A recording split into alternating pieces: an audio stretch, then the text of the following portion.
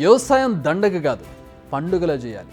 ఇది ఓ నినాదంగా మార్చుకున్నారు కొందరు రాజకీయ నేతలు. కానీ 10 ఏళ్ల తర్వాత కూడా ఇది నిజరూపం దాల్చలేదు. దీనికి లేటెస్ట్ స్టాటిస్టిక్స్ నిదర్శనం. కానీ తాము ఈ నినాదాన్ని నిజం చేసి చూపిస్తామంటుంది కాంగ్రెస్ ప్రభుత్వం. ఇంతకీ తెలంగాణలో వ్యవసాయ పరిస్థితి ఎలా ఉంది, దానిని మెరుగుపరచడానికి ప్రభుత్వం తీసుకుంటున్న చర్యలేంటి ఒకసారి చూద్దాం. మన రాష్ట్రంలో వ్యవసాయం ఎంతమంది చేస్తున్నారు?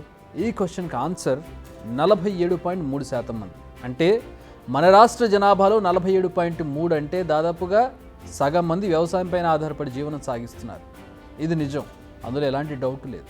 కానీ ప్రభుత్వానికి వచ్చే ఆదాయంలో వ్యవసాయ రంగం వాటా ఎంత అంటే కేవలం 15.8% మాత్రమే. సగం మంది వ్యవసాయం చేస్తుంటే కేవలం 15% మాత్రమే దానికి సంబంధించిన ఆదాయం ఎందుకు వస్తుంది? తప్పు ఎక్కడ జరుగుతోంది? వ్యవసాయంపై ఆదాయం ఎందుకు పెరగడం లేదు? దీనికి కారణాలేంటి?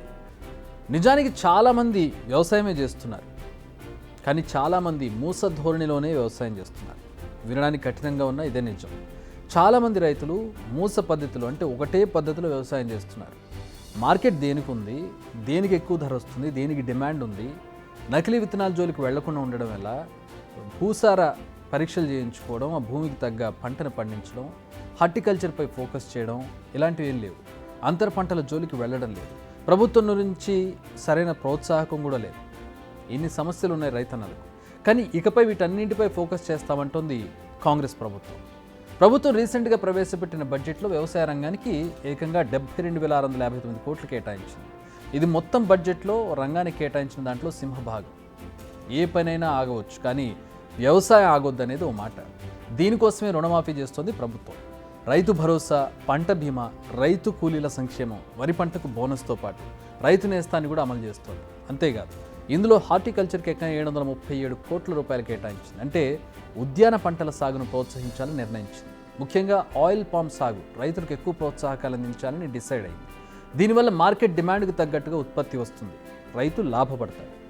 మన రాష్ట్ర జనాభాలో 47.3% ప్రజలు వ్యవసాయంపై ఆధారపడి జీవనోపాధి పొందుతున్నారు. కానీ మన రాష్ట్ర ఆర్థిక రంగంలో వ్యవసాయ మరియు సంబంధిత రంగాల వాటా 15.8% మాత్రమే. ఈ రంగం యొక్క వాటా పెరిగినప్పుడు రైతుల ఆర్థిక పరిపుష్టికి దారితీస్తుంది. అందుకే మా ప్రభుత్వం రైతుకు అవసరమైన అన్ని విధాల చేయూత అందిస్తుంది. ఇప్పటి వరకు ఏ ప్రభుత్వం చేయనంత సాహసం మేము ఈ బడ్జెట్లో చేస్తున్నాం.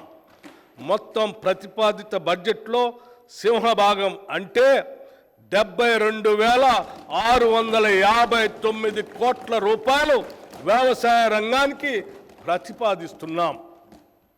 ఇది రైతుల తలరాతలు మార్చే ఒక చారిత్రాత్మక నిర్ణయం. భారతదేశ చరిత్రలో వ్యవసాయ రంగానికి ఇది ఒక మైలురాయి.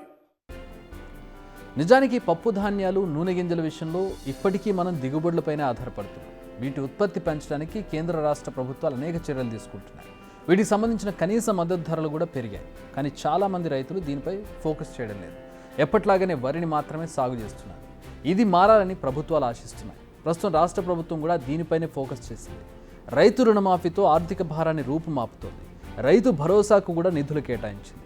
ఆఖరికి భూమి లేని రైతు కూలీలకు కూడా ఏడాదికి 12,000 అందిస్తామని. అట్ ది సేమ్ టైం నకిలీ విత్తనాలను అరికట్టడమే కాదు, అత్యాధునిక పద్ధతుల్లో వ్యవసాయం చేసేందుకు రైతుకు అండగా ఉంటామని చెబుతోంది ప్రభుత్వం. బిగ్ టీవీ అవుట్లుక్ కథనాలు నచ్చితే వెంటనే బిగ్ టీవీ ఛానల్ ను సబ్స్క్రైబ్ చేయండి.